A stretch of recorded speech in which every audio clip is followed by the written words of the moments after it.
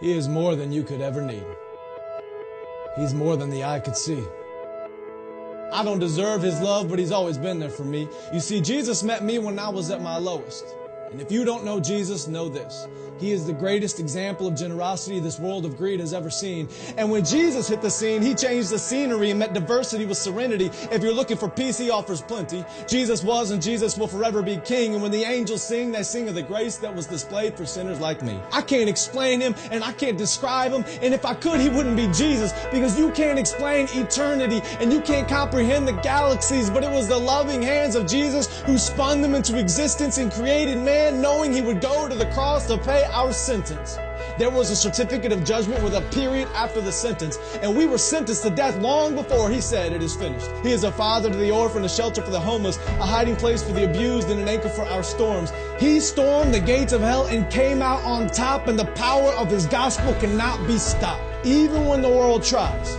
And they try a lot. He traded places with Barabbas and became the catalyst of missions across the world, covering every portion of the atlas. If you're in need of rest, I know of a mattress. If you don't know Jesus, your future is tragic, but He gladly embraced tragedy so we could live in His presence of majesty. His presence is presence, and it's His presence that presents preciousness to a world of peasants. He is far from pretentious, but still loves those who are. He is the light of the world and hung the stars. He brings the dead to life and delivers life to the dead. He took a crown of thorns on His head so we could put crowns at His feet, and I can't wait until I get to kiss His feet that were nailed to a cross for me and for you and for every person around the world. He loves the world, and I love His Word, because the Word became flesh, and in His flesh He demonstrated the Word to the world. He is an example to every boy and every girl. He is a lover of black people. He is a lover of white people. He is a lover of the unchurched and the assembly under the steeple. He doesn't see the believers' failures, but still takes time to celebrate their faithfulness. It's the power of the Spirit that enables us and gives us boldness when the world labels us.